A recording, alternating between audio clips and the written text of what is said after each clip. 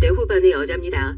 제가 결혼을 해서 그 싸늘한 시선들을 더 잘 느꼈는지 모르겠지만 참 이상해요. 사람들은 요즘 세상에 이혼은 흠도 아니라고 안 맞는 사람 붙들고 사느니 차라리 하루라도 빨리 갈라서고 각자 갈 길 가는 것이 낫다고 그렇게 얘기를 하면서도 또 재혼에 대해선 은근히 부정적인 눈치더라고요.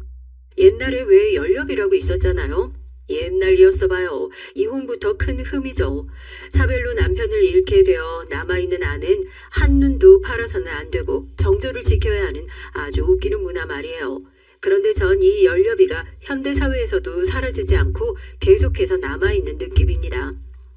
아무리 그래도 그렇지. 애 두고 재혼하는 게 좀 그렇지 않어? 무슨 남자 없이 못 사는 사람도 아니고 한 번 망했으면 됐지. 그렇게까지 억지로 가정 꾸리면서 살아야겠냐고. 나는 솔직히 잘 이해가 안 돼. 어머머, 아니 나는 그냥 내 생각이 그렇다는 거지. 지유 엄마 들으라고 한 소리가 아니라. 벌써 시간이 이렇게 됐네. 바깥 양반 저녁 챙겨줘야 하는데 나 먼저 들어가 볼게. 응? 제가 이혼을 한다는 소식을 알리고 나서요. 진심으로 제 재혼을 축하해준 사람이 정말 손에 꼽을 정도로 적었던 것 같아요.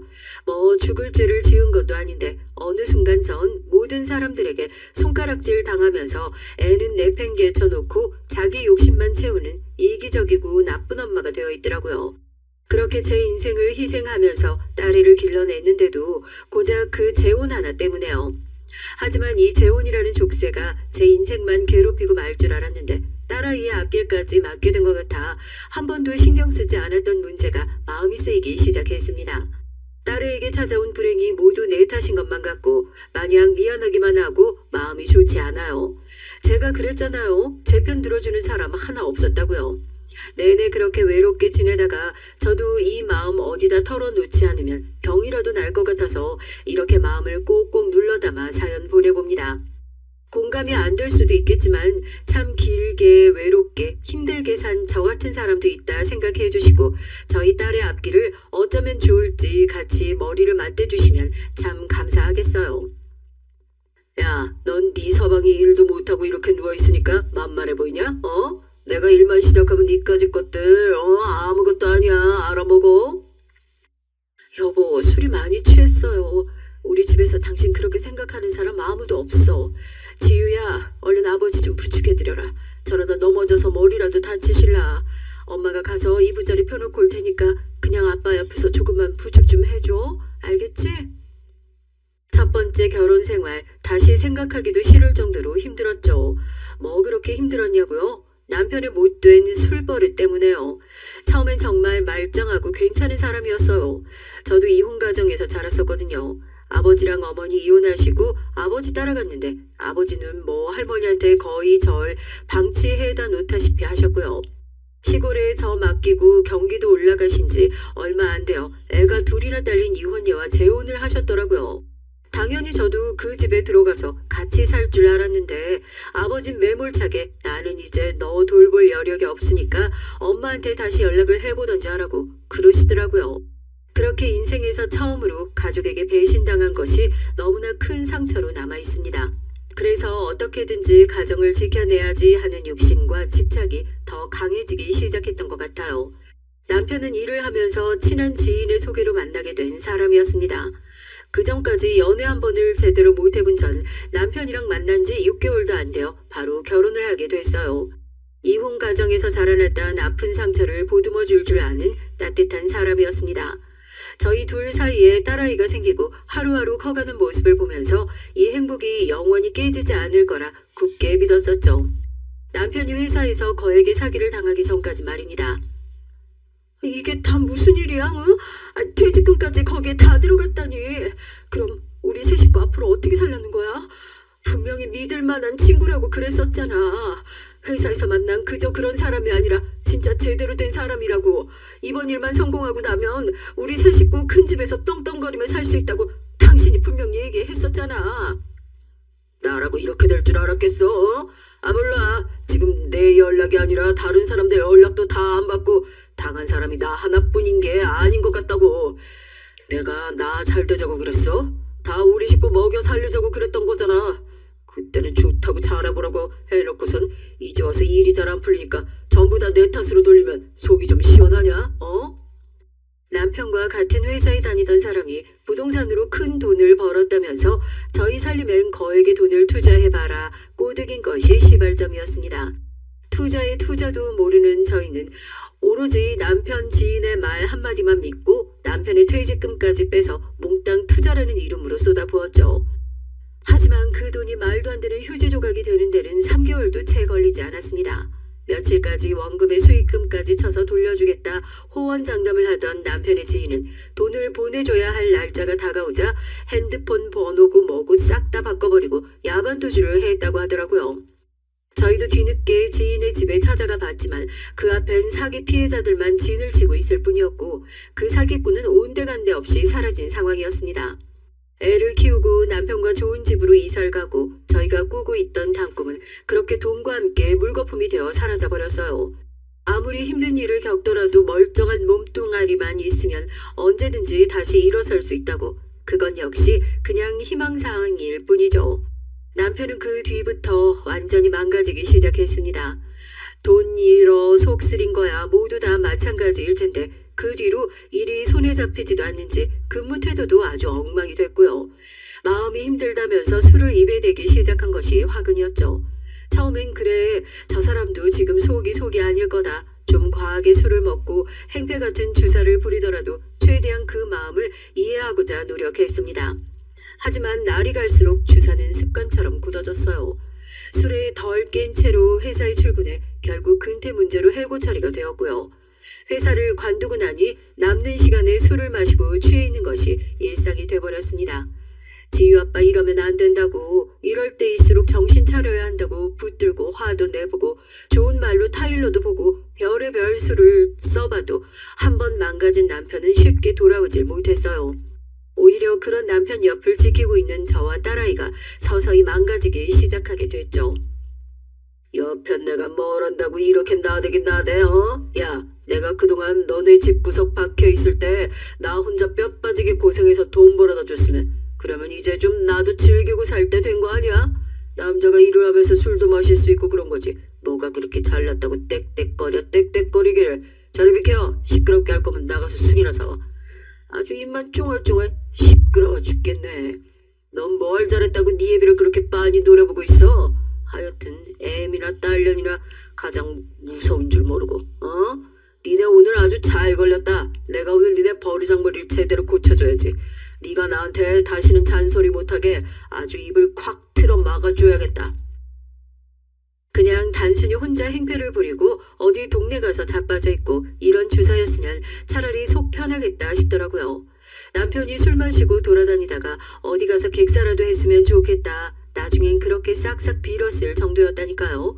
어느 순간부터 남편한텐 정말 못된 버릇이 생겼습니다. 술만 마시면 물건을 그렇게 집어던지더라고요. 그게 또 시작이었던 거죠.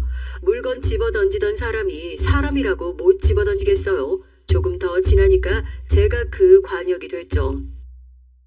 아이고 경찰 아저씨 여기에요 여기. 부부싸움도 적당히 해야지. 아 이게 무슨 일이야. 이러다가 진짜 사람 잡겠어. 뒤 엄마 나 좀 봐봐. 어? 괜찮아? 병원 안 가봐도 되겠어. 집에서 큰 소리 좀 나면 부부들끼리 싸움도 하고 그럴 수 있는 거 아니냐고 넘어가는 분위기였던 동네였는데 저희 집에서 싸움이 나면 이웃 주민들이 이러다가 정말 큰일이라도 날까 싶어 앞다투어 경찰에 신고를 해줬어요. 그 정도로 상황이 심각했었죠. 하지만 경찰이 온다고 뭐 크게 달라질 건 없었죠. 전 제대로 기억이 나지도 않는데 지금 같이 살고 있는 남편이 그때 절 처음 봤다고 하더라고요. 이미 맞고 사는데 너무나 익숙해져서 죄다 포기한 것 같은 얼굴로 서 있었대요. 말라 비틀어진 고목 같았다고요. 정말 병원 안 가보셔도 괜찮냐 하는 얘기에 눈물만 꾹 참으면서 고개를 도리도리 저었고 그러면 신고를 원하시냐? 사람들 눈이 있어서 신고하기 어려우시면 나중에 혼자 파출소로 찾아오셔라. 그 소리에도 괜찮습니다. 괜찮아요 하면서 한사코 거절을 했죠. 그때는 우울증도 심해서 정상적인 사고 자체가 어려웠던 것 같아요. 이러고 술만 마시면 매일같이 손 올리는 남편이랑 같이 사는 게 딸애한테 더 끔찍한 기억으로 남을 거라는 생각은 못하고 남들이랑 똑같이 평범한 가정에서 자라게 해줘야 한다. 오로지 그 집착밖에 없었던 거죠. 그렇게 저와 딸의 속은 골마 터져가고 있었습니다. 하지만 그런 저 역시 도저히 참을 수 없는 선이라는 게 있었어요. 차라리 저한테만 그런 행패를 부렸었던 거라면 저 정말 죽을 때까지 그 부조리를 참고 견뎠을 수도 있을 것 같습니다. 하지만 하나밖에 없는 제 딸 지유한테까지 손을 올리는 것을 본 순간 저도 참을 수가 없더라고요. 처음으로 이웃 주민의 신고가 아니라 제가 직접 신고를 해서 경찰이 출동했어요.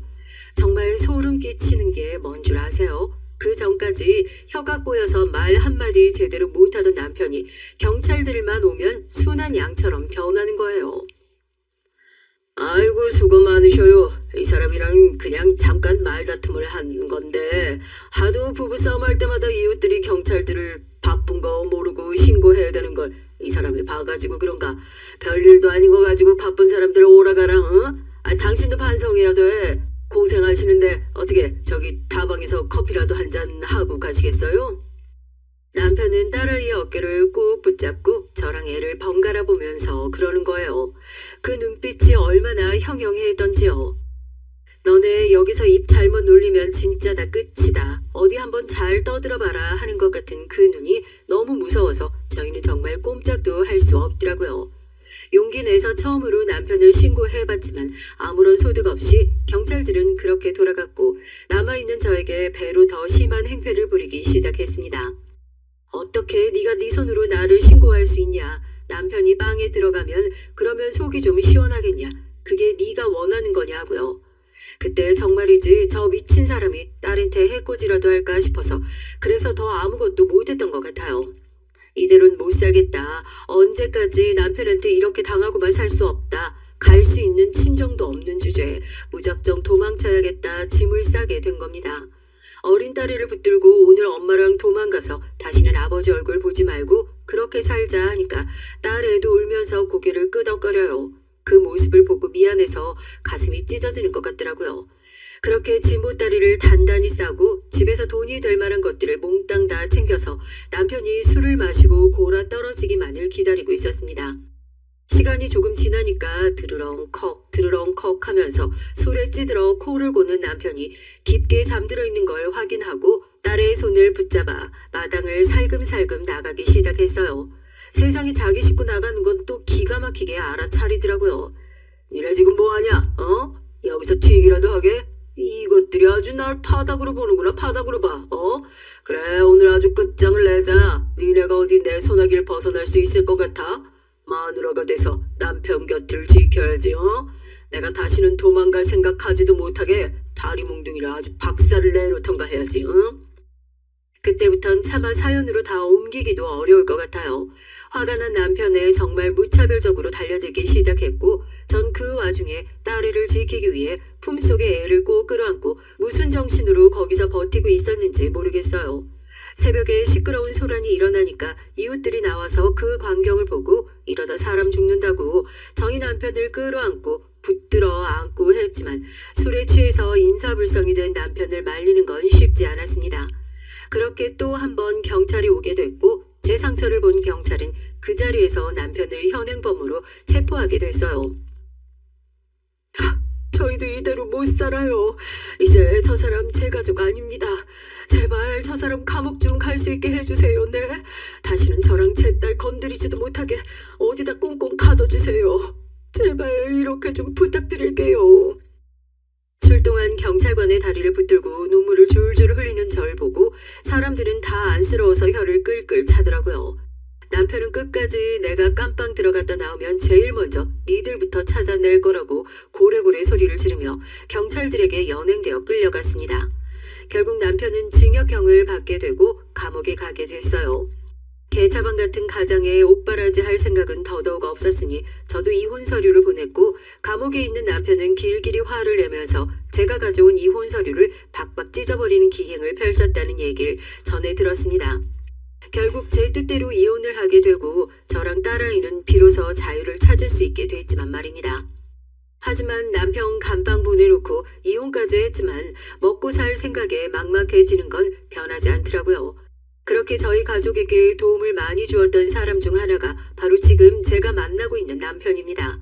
남편이 감옥에 들어갔다는 소식을 전해준 것도 다시는 괴롭힐 수 없게 혹시나 옥살이가 끝나더라도 접근 금지 명령을 내려놓으면 된다.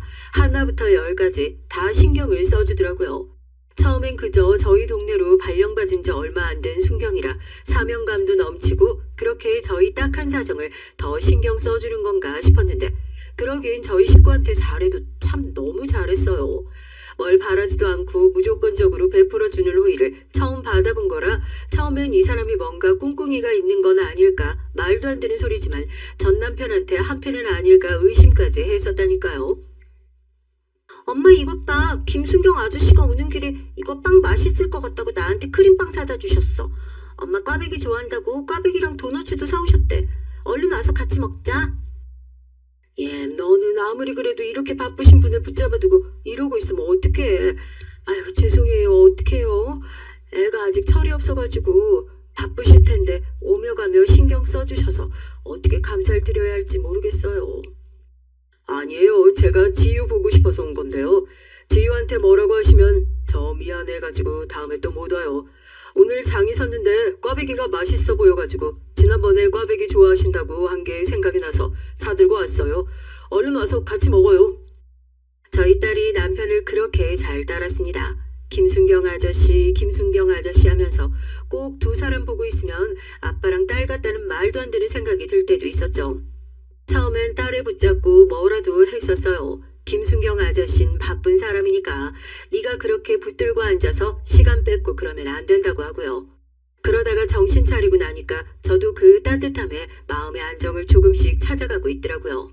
바쁜데 여기까지 와주신 게 고마우니까 따뜻한 밥이라도 한 끼 대접하고 싶다.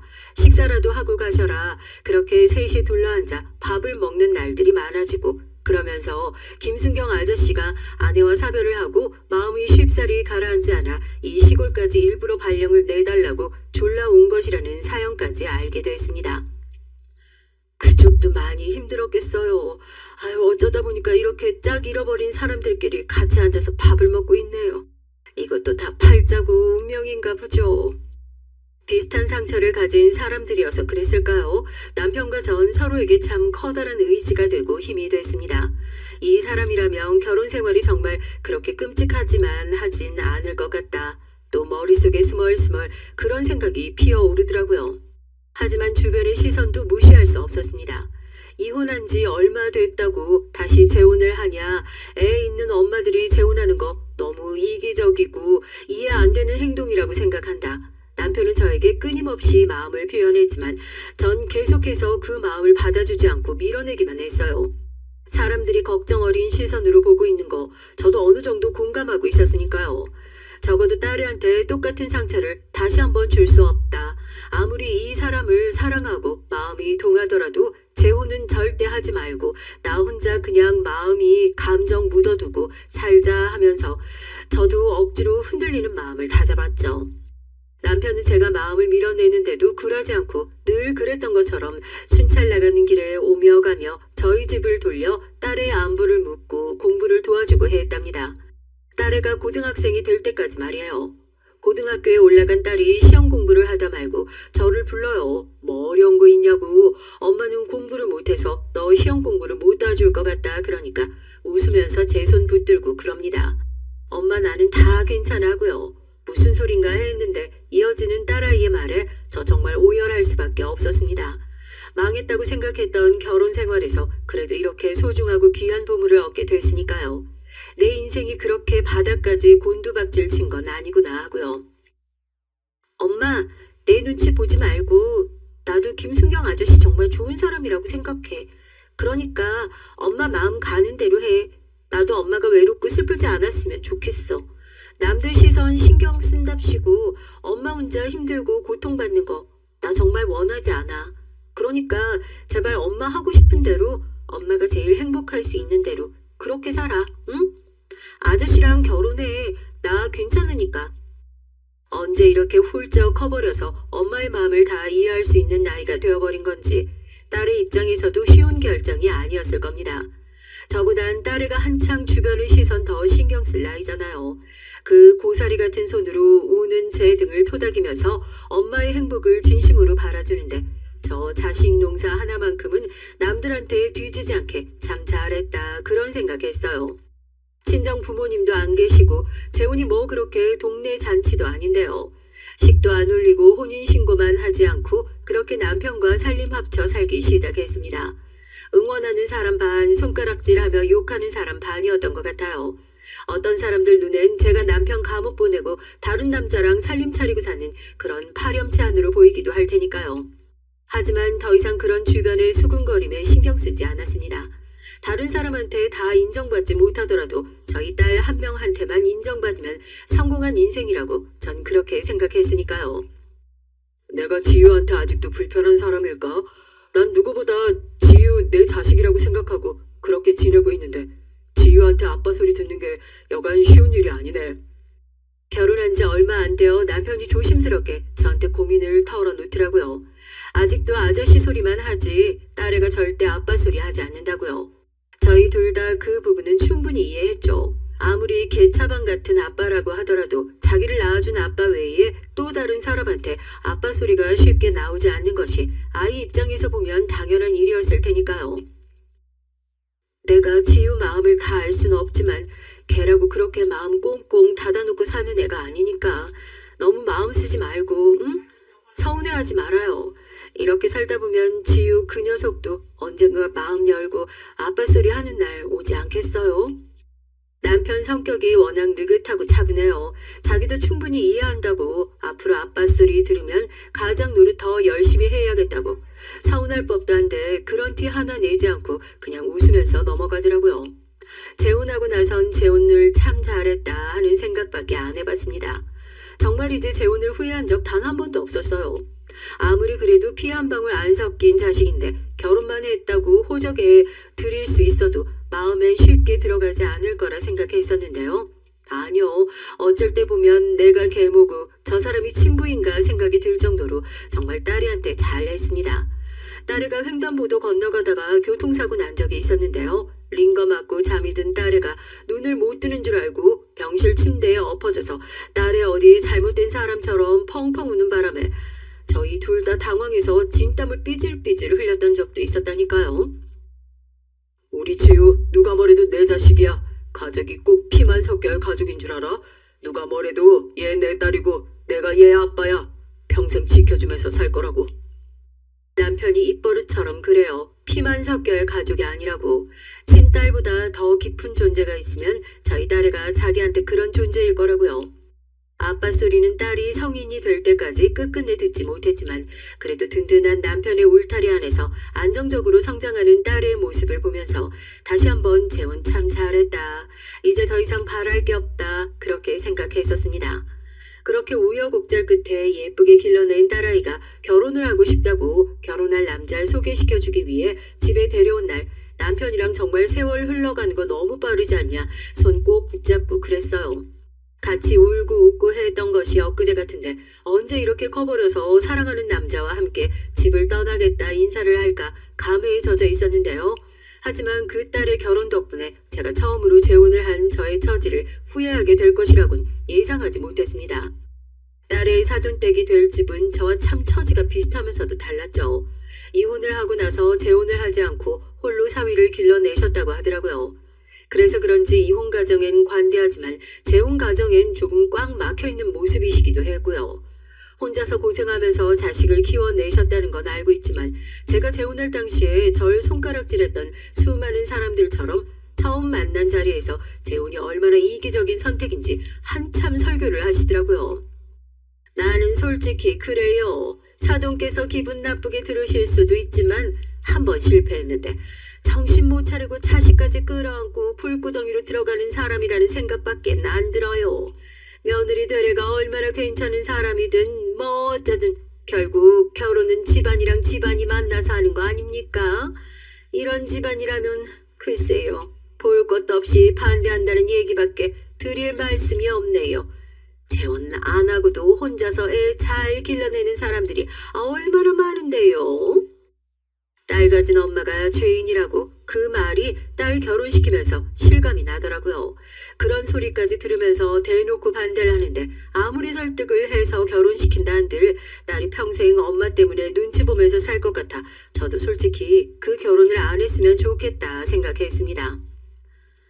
너 꼭 그 결혼을 해야겠어? 너 정도면 얼마든지 좋은 사람 충분히 만나고도 남잖아. 응? 엄만 정말 걱정돼서 그러는 거야. 어떻게든지 사돈 고지 꺾어서 결혼 허락 받아 결혼한다고 하더라도 같은 이유로 눈치 안 주시겠어? 난 내 딸이 그런 시집살이 견디면서 사는 걸 절대 못 볼 것 같다. 아무리 좋은 것도 다 한때야. 응? 멀리 보고 다시 한번 잘 생각해 봐봐. 결혼이라는 게 한 번 결정하면 다시는 돌릴 수 없는 일인 거 너도 엄마 봐서 잘 알고 있잖니. 그러니까 이게 다 엄마 때문이잖아. 솔직히 어머님이 하신 말씀 중에 틀린 얘기 있어? 엄마만 재혼 안 했어도 시댁에서 이렇게 날 반대할 일도 없었잖아. 분명히 처음 인사 갔을 때까지만 하더라도 나처럼 괜찮은 며느리가 없다고 좋아하셨던 분이라고. 엄마가 뭔데? 대체 엄마가 뭔데? 그놈의 재혼이 뭐라고 딸 결혼까지 이렇게 망쳐버리냐고, 응? 솔직히 딸의 말 듣고 너무 충격받았죠. 그동안 정말 정성 다해 키워왔다고 생각했는데 다른 사람도 아니고 저희 딸이 저한테 그렇게 원망 섞인 말들을 내뱉을 줄 몰랐거든요. 그래서 결국 제가 먼저 고개 숙이고 들어가기도 했습니다. 딸을 결혼하면서 집이고 혼수고 사위 차까지 제가 다 해줬어요. 남편도 탐탁지 않아 있지만 그래도 딸 가슴에 대모까지 박아가면서 결혼 반대하는 모진 부모는 못 되겠다고 그냥 내가 한번 고개 숙이고 마음 편하고 말겠다고 그랬죠. 안사돈 찾아가서 고개 숙이고 이 결혼 제발 허락해달라 그렇게 부탁을 했습니다. 안사돈도 보셔서 아시겠지만 참 현명하고 똑똑한 아이입니다. 제가 다 부덕하고 모자라서 딸의 앞길까지 막는 것 같아 이럴 수는 없겠다 싶어 부탁드려요. 이렇게 찾아왔습니다. 결혼하는데 부족함 없이 다 해줄 겁니다. 애들 행복할 수만 있다면 콩팥이라도 어디 다 팔 수 있어요. 그러니 제발 저만 보시지 말고 제 딸아이만 보시고 결혼 허락해 주십시오. 콧대 높은 안사돈 역시 제가 진심으로 고개 숙여 간절히 비니까 못 이기는 척 결혼을 해줬어요. 솔직히 누가 봐도 사돈댁에서 완전히 남는 장사인 게 확실했죠. 사위 직업 뭐 그렇게 대단하지도 않은 회사 다니고 있으면서 모아둔 돈도 크게 없는데 결혼하자마자 집 생겼지 차 생겼지 결혼식 비용 저희 쪽에서 다 부담했지. 아마 사연 들으시는 분들은 호구자처한 게 아니냐고 혀를 차실 수도 있을 것 같아요. 딸에만 행복할 수 있다면 뭐든 할 수 있었죠. 엄마 지난번에 말한 거 진심 아닌 거 알고 있지? 엄마 덕분에 나 이 사람이랑 결혼할 수 있어서 너무 행복해. 진짜로 행복하게 잘 살게요 엄마. 남편이랑 뱃속에 있는 우리 아이랑 나 절대 안 흔들리고 단단한 가정 만들어서 살 거야. 그러니까 너무 걱정 말고 지켜봐줘요. 엄마 고마워. 진짜 고마워. 결혼을 준비하는 과정에서 딸애가 손주를 가졌다는 소식을 듣게 됐어요. 겹경사도 이런 겹경사가 없었죠. 아이를 가지면서 원래 다니고 있었던 직장 일을 계속하는 것이 어려워져서 졸지에 전업주부 신세가 됐어요. 실컷 독립까지 하라고 집까지 마련해 줬더니만 시댁으로 들어가서 생활을 한다고 그러더라고요. 왜 시집살이를 자처하려고 그러냐니까 자기 임신하고 나면 남편 밥 챙겨주는 것도 어렵고 차라리 시어머니랑 같이 살면 살림이니 뭐니 신경 쓸 거 덜하니까 자기 입장에선 훨씬 잘된 일이라고 하는데 글쎄요. 친정엄마 입장에서 봤을 때 그게 얘가 생각하는 것만큼 잘된 일이기만 할까 의심스럽긴 하더라고요. 원래부터 장래 희망으로 현모양처를 대답하던 딸이었기에 차라리 잘됐구나. 딸 고집 꺾을 자신이 없으니까 그냥 저도 그렇게 생각해버리고 말았던 것 같아요. 물론 잔소리는 좀 했죠. 걱정되잖아요. 아무리 그래도 임신까지 했는데 시댁에서 지내는 거 힘들지 않겠어? 눈치 보여서 그런 거면 엄마가 사돈한테 잘 얘기해 볼 테니까. 너 스트레스 안 받는 게 중요하지. 아니야 엄마 진짜 괜찮아. 나 어렸을 때부터 이렇게 가족들 다 같이 모여서 복닥거리면서 사는 게 그렇게 부러웠거든. 엄마 내 친구 하영이 알지? 걔네 집이 3대가 모여서 같이 살잖아. 할머니 밥 챙겨주러 가야 한다고 뛰어가는데 나 그게 그렇게 부러워 보이더라고. 내가 좋아서 들어온 시댁이야. 우리 어머님 일하시느라 바빠서 시집살이 그런 거 시키지도 않고, 그리고 옛날에나 그랬지. 요즘 세상에 시집살이 시키는 사람이 어디 있다고. 임신한 몸으로 시댁에 들어가서 시집살이까지 한 것이 엄마 입장에서 봤을 땐 당연히 걱정이 될 수밖에 없죠. 엄마 걱정할까봐 말만 저렇게 하는 게 아닌가 싶기도 하고, 아무리 그래도 친정도 아니고 시댁 식구들이랑 부대끼며 살다 보면 안 받아도 될 스트레스를 받을 텐데 하고, 돈 걱정이야 하지 말고 독립하고 싶으면 언제든지 하라고 얘기를 해줬죠. 진짜 진심으로 괜찮다고 딱 잘라서 얘기를 하니 할 말이 없더라고요. 하지만 딸애가 시댁에 들어가고 나서 어찌 보면 제 예상대로 슬슬 흘러가기 시작했던 것 같아요. 처음엔 연락이 잘 안 되더라고요. 이제 슬슬 입덧도 하고 할 텐데 뭐 먹고 싶은 거 있으면 엄마가 해가지고 가져다 줄 테니까 언제든지 연락하라고. 시댁에 사람 왔다 갔다 하는 게 자기가 스트레스 받아서 그런다고, 먹고 싶은 것도 없다고 그래요. 너는 집에서 노는 애가 전화를 무슨 1시간씩 하고 그래? 전화비는 땅 파면 그냥 나오는 줄 알아? 엄마, 나 지금 시어머니가 급하게 부르셔서 전화 이만 끊어야 할 것 같아. 내가 잘 생각해보고 뭐 필요한 거 있으면 바로 연락할 테니까, 응? 알겠지? 거기서 뭔가 딱 이상하다 싶더라고요. 언젠가부터 딸이랑 통화를 하고 있으면 저기서 안 싸더니 큰 소리로 딸애한테 뭐라고 훈수를 들은 소리가 쩌렁쩌렁 들려요. 혹시라도 애가 뭐 잘못을 해서 혼나기라도 하는 건가 걱정이 돼서 시어머니가 너한테 뭐라고 하냐, 너 시댁에서 무슨 일이 있냐 그러면 아니랍니다. 시어머니가 어린이집에서 애기들 보는 것이 버릇이 돼서 집에서도 큰 소리로 사람을 부르고 하는 것뿐이라고. 자기만큼 고부관계 좋은 사람 또 없을 거라면서 걱정을 붙들어 매라고 그러는 거예요. 여보, 아무래도 안 되겠어. 지우 저거 전업주부로 집안에 들어가 있으면서 안사돈한테 구박이라도 받고 있는 것 같아서 내가 가슴이 떨리고 걱정이 돼서 밤을 못 자겠어. 애가 절대 안 된다고 하긴 하는데 아무래도 사돈댁을 한번 갔다 와야지. 잘 살고 있는 거 내 눈으로 봐야 나도 속이 좀 편할 것 같아. 무슨 일 있으면 당신한테 바로 연락할 테니까 우선 나 혼자 다녀올게요. 또 사돈댁에서 친정 부모님 다 끌고 왔냐고 그런 거 가지고 트집 잡을까 봐서. 아무리 그래도 그런 소리를 들었는데 걱정이 안 될 부모가 어디 있겠어요. 제 두 눈으로 딸이 말짱히 잘 지내고 있는 걸 봐야 저도 마음이 놓일 것 같아 가정 방문을 한번 해야겠다 결심했습니다. 산모한테 좋다는 음식을 바리바리 싸가지고 그렇게 딸애가 있는 사돈댁으로 향했죠. 아무런 연락도 없이 불쑥 찾아온 절 보고 당연히 놀랄 수밖에요.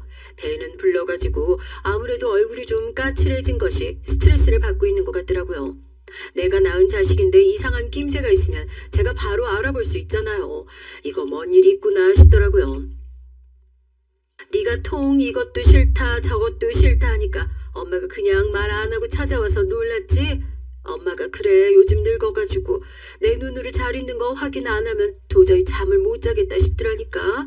산모한테 좋은 거 이거저거 다 싸놨으니까 오늘은 그냥 아무런 걱정하지 말고 엄마가 해준 맛있는 밥 먹고 얘기도 좀 하고 평소처럼 그렇게 있자, 응? 나야 엄마 오면 좋지. 너무 좋은데 오늘 시어머니가 어린이집에서 조금 일찍 돌아오신다고 하셔가지고 집에 손님 오는 걸 별로 안 좋아하시는데 말도 없이 친정엄마 불렀다고 또 한 소리 들을까봐 그렇지. 이따가 어머님 오시면 엄마가 얘기 좀 잘 해줘야 돼. 아무리 그래도 집까지 찾아온 사돈댁 문전박대 하겠냐고. 넌 참 별 걱정을 다 한다고 하고 딸의 줄 요리를 주방에서 준비하기 시작했어요. 이제 막 제대로 뭘 볶고 지지고 하려고 하는데 냉장고를 열어보니까 다진 마늘이 안 보이더라고요. 딸애한테 얘기하니까 아무래도 다진 마늘이 똑 떨어진 것 같다고 자기가 얼른 나가서 사오겠다고 그래요. 제가 그런 딸을 막아섰죠. 임산부 몸에 찬바람 들락날락 하면 안 좋다고. 엄마 불러뒀다가 뭐 하냐고 제가 사러 나가겠다고요. 지갑을 챙기려고 보니까 딸의 방에 가방을 두고 왔길래 지갑만 챙겨서 얼른 갔다 와야겠다 하고 가스불을 끄고 방 안으로 들어갔습니다. 그런데 제가 방 안으로 들어가자마자 비밀번호 누르는 소리가 들리더니 사돈이 다시 돌아왔더라고요. 저도 지갑을 얼른 챙겨가지고 나가려고 하는데 화가 난 사돈의 목소리가 더 먼저였습니다. 아이고 기가 막혀서 정말. 야, 너 아주 집에서 뷔페를 차려놓고 먹는다. 어? 집에서 빈둥빈둥 있는 것도 꼴 보기 싫어 죽겠는데 너 오늘 네 남편 아침밥도 제대로 안 챙겨줬다면서? 뭐 몸이 무겁네 어쩌네 하면서 남편 아침밥도 제대로 못 챙기는 주제에 넌 우리 다 내보내놓고 이렇게 호화스럽게 상 차려서 처먹고 있으니까 좋니? 어? 좋아? 어머님 그게 아니라요. 제 말씀 좀 잠깐 들어주세요. 이게 다 어떻게 된 일이냐면요. 됐다. 말 같지도 않은 변명 듣고 싶은 생각도 없어. 아이고 어쩌다 집안에 이렇게 식충이 빈대 같은 게 들어가지고는 아이고 이거 처먹으라 입에 고춧가루 그대로 묻어있는 거 봐라. 아주 꼴도 보기 싫어 죽겠네. 이건 좀 아니다 싶어서 저도 얼른 방에서 나가 상황을 말리려고 하는데 사돈댁이 제 딸을 못마땅하게 바라보더니 뺨을 탁하니 올려붙이는 게 아니겠어요. 사돈 지금 뭐 하시는 거냐고 비명을 지르면서 제가 나갔고 딸애는 제 얼굴을 쳐다보지도 못하고 바닥에 주저앉아 울고 있더라고요. 제가 집에 있는 줄도 몰랐던 사돈은 그제서야 당황해서 어쩔 줄을 몰라 하고요. 임신한 딸이 시댁에서 제대로 챙겨 먹고 있지도 못한 것 같아서 걱정돼서 음식 챙겨왔습니다. 이 집은 손주 품고 있는 애가 잘 먹는 게 그렇게 꼴배기가 싫으셨어요? 아니요 사돈 그런 게 아니고 너는 니네 엄마 오면 온다고 이 얘기를 해야지 왜 말도 안 해가지고 이렇게 곤란한 상황을 만들어? 어? 하여튼 뭐 하나 제대로 잘하는 게 하나가 없어가지고 아유 답답해 죽겠네. 그러게 사돈이 차려주신 거다. 네가 진작에 말을 했으면 이런 일도 없었을 거 아니야. 제가 딸 얻어맞는 것도 뻔히 봤는데도 죄송하다 미안하다 소리 한마디도 안 하고 그저 제 딸 탓을 하기 바쁜 사돈을 보면서 이걸 어떻게 조져야 내 속이 시원할까 그 짧은 순간에 머리를 굴리게 되더라고요. 이럴 땐 남편이 있는 게 얼마나 든든한지 몰라요. 무슨 일 생기면 바로 연락하겠다고 남편한테 아침에 그렇게 말하고 나왔던 것이 생각이 나가지고 얼른 핸드폰을 들어 남편에게 전화를 걸었습니다.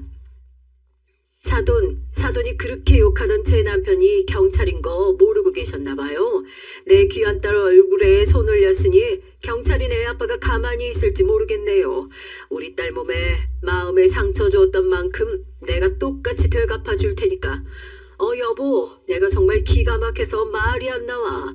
여기 왔더니 우리 딸 완전히 학대당하면서 살고 있더라니까. 방금 다 안사돈한테 뺨 얻어맞는 걸 내가 직접 봤어. 뭐하고 있어? 당장 경찰에 신고해가지고 출동하지 않고. 이거 바로 현행범으로 체포해 갈 수 있는 거 아니야, 응? 제 얘기를 듣자마자 저희 남편 머리 꼭대기까지 화가 나가지고는 당장 자기가 가겠다고 꼼짝하지 말고 거기서 기다리라고 그러더라고요. 사돈댁은 무슨 집안 사람들끼리 조금 다툰 거 가지고 경찰까지 부를 일이냐고 화난 건 알겠지만 고정하시라고 절 뜯어 말리더라고요. 딸이 얻어맞는 거 코앞에서 봐놓고 맨 정신일 리 없죠. 이거 놓으시라고 이제 와서 지금 체면이라도 차리고 싶으신 거냐고 하고 절 말리는 안사돈을 뿌리쳤습니다. 얼마 지나지 않아 남편이 제가 찍어준 주소를 보고 사돈댁으로 한달음에 달려왔어요. 정말 문을 부술 것처럼 박차고 들어와선 제일 먼저 딸아이의 몸 상태를 살피더라고요. 남편이 딸의 팔을 확 잡아 걷으니까 거뭇거뭇한 흔적이 보이는 게 아무래도 손찌검이 이번 한 번이 아니었구나 싶어 정말 입술이 파들파들 떨릴 정도로 화를 주체할 수가 없었습니다. 남편도 마찬가지였나 봐요. 이게 다 뭐냐고 우리 딸 시집와서 맞고 사냐고 진짜 눈두덩이가 시뻘개졌죠. 엄마, 아빠 정말 죄송해요. 저 진짜 어떻게든지 이혼 안 하고 잘 버티고 살아보려고 했는데 내 뜻대로 되질 않더라고요. 미안해. 정말 미안해. 남편은 얼마나 기가 막혔겠어요. 세상에 태어나서 딸애한테 아빠 소리 한 번 들은 것이 소원이라고 했는데 처음 딸애한테 아빠 소리를 들은 날이 딸이 시댁에서 이렇게 맞고 산다는 사실을 알게 된 날이라니요. 얼룩덜룩한 팔을 감추면서 남편의 품에 안겨 그제서야 안심이 된 건지 눈물을 펑펑 쏟는 딸을 뒤로 세우고 남편은 정말 주저없이 망설임 없이 안사돈의 뺨을 세차게 날렸습니다. 안사돈은 정말 비명을 내지르면서 나가 떨어졌어요. 남편이 경찰 일을 하면서 그렇게 화를 낸 걸 본 적이 없어서 저도 딸애도 정말 깜짝 놀랐죠. 내가 무슨 일이 있어도 우리 딸 평생 지켜주겠다고 말했지. 우리 딸 다 괜찮아. 아빠 왔잖아. 이따 다 괜찮으니까 아무 걱정하지 마. 저 사람들 제대로 벌 받을 수 있도록 아빠가 끝까지 책임지고 싸울 테니까. 넌 아무런 걱정하지 말고 얼른 이 말도 안 되는 집구석에서 나와. 알겠어? 당신 똑똑히 들어. 이제부터 난 내 딸 지키려고 경찰 명예든 뭐든 다 걸고 당신 인생 종치게 만들 거야.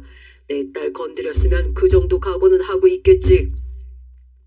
아이고 바깥사돈, 그게 무슨 말씀이세요? 저 정말 동네에 소문이라도 나면 어린이집 쫄딱 망합니다. 네? 시어머니가 그냥 가볍게 며느리 교육시켰다 생각해 주시고 제발 한 번만 용서해 주세요. 아, 예세아가, 넌 시어머니가 정말 경찰서 끌려가야 속이 시원하겠어. 응? 사돈, 제가 이렇게 싹싹 빌 테니까 제발 한 번만 용서해 주세요. 상황이 심각하게 흘러가는 걸 알아차린 안사돈은 그제야 저희 부부와 딸의 앞에 무릎까지 꿇어가면서 용서를 빌었습니다. 용서를 비는 이유도 딸애한테 진심으로 미안한 마음이 들어서가 아니라 혹시나 원장이 경찰서에 왔다 갔다 한다는 소문이 동네에 퍼져 어린이집에 손님이라도 떨어질까 걱정해서 그랬다는 것이 뻔히 보이니까 더 용서가 안 되는 거죠. 시시비비는 경찰에 가서 따지자고 전 딸애를 데리고 병원으로, 남편은 안사돈을 데리고 경찰서로 향했습니다. 그래서 사돈댁 제대로 벌을 받았냐고요? 남편이 자신의 경찰 명예를 들고 안사돈의 죄를 따져 묻겠다고 하다니 정말 속 시원한 복수를 저희 대신 해줬어요. 사실 제 딸에게 손찌검 한 것만 가지고 뭘 엮어 고소를 하기엔 처벌이 너무 약하다 싶었거든요. 제가 병원에서 떼어온 딸의 진단서는 이혼 소송을 하는데 적극 활용을 하고 남편이 모든 경찰 인맥을 동원해서 안사돈 먼지 한 톨 안 나올 정도로 탈탈 털어낸 덕분에 어린이집에서 그동안 애들 몫으로 나온 지원금을 몰래 빼돌려 자기들 배 불리며 이용한 정황을 밝혀낼 수 있었습니다. 그동안의 악행이 그대로 까발려진 안사돈은 저희 남편에게 애걸복걸 하면서 한 번만 모른 척 해주십사 부탁을 했지만 저희 남편 들은 척도 안 하고 콧방귀만 뀌었고요. 그렇게 안사돈은 저희 가족뿐만 아니라 어린이집에 다니고 있는 원생들, 학부모들에게 엄청난 양의 고소를 당해 앞으로 그거 대응하면서 허송세월 보낼 거라는 기쁜 소식을 전해 들었네요. 딸애는 지금 저희 집으로 와서 남편과 저와 함께 지내며 이혼 소송을 제대로 준비하고 있는 상황입니다. 그동안 시댁에서 워낙 고생 많이 하면서 지냈으니까 그 마음의 상처를 치유하는데 생각보다 오랜 시간이 걸릴지 모르겠어요. 그것 또한 그동안 딸과 너무 멀게 지내왔던 저희의 업보라고 생각하고 서로 의지하면서 살아보려고요. 사연을 들으시는 분들께서도 저희 딸애가 저희 품 안에서 홀로 서기를 잘할 수 있도록 따뜻한 응원 한마디 남겨주신다면 큰 힘이 될 것 같습니다. 세상에서 사랑받으며 사는 모든 사람들이 아프고 다치는 일이 없기를 간절히 바라면서 저도 그러면 이 긴 제 인생 얘기, 제 사연 마무리해보도록 하겠습니다. 모쪼록 끝까지 제 얘기를 들어주신 분들의 인생과 앞길에 행복만 가득하길 기원할게요. 감사합니다. 요즘은 사람의 탈을 쓰고 사람인 척 살아가는 사람들이 정말 많은 것 같아요. 가끔 인터넷이나 TV 프로그램을 봐도 동물이 사람과 더 깊이 교감하는 경우도 많고 종을 뛰어넘고 먹이사슬을 뛰어넘어서 약한 동물을 더 아껴주고 보호해주는 동물들도 많더라고요. 근데 요즘은 이런 동물들보다 못한 사람들이 너무 많은 것 같네요. 가끔 사람이 아닌 것 같은 짓들을 하는 사이코패스나 정신병자들도 많지만 제 주변엔 그런 정신에 문제가 있거나 결함이 있지도 않으면서 주변 사람들에게 깊은 상처만 남기는 사람들도 있더라고요. 바로 저희 시아버지 같은 사람이요.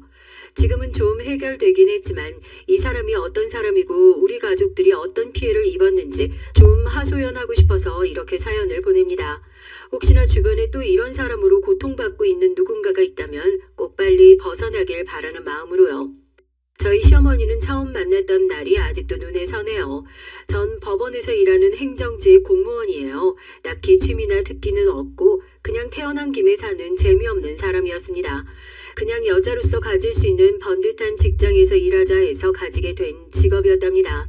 그냥 저냥 시간만 까먹고 퇴근하면 집에 가는 집순이다 보니 같이 일하는 동료가 남자 좀 사귀어보라고 소개시켜준 게 남편이었고요.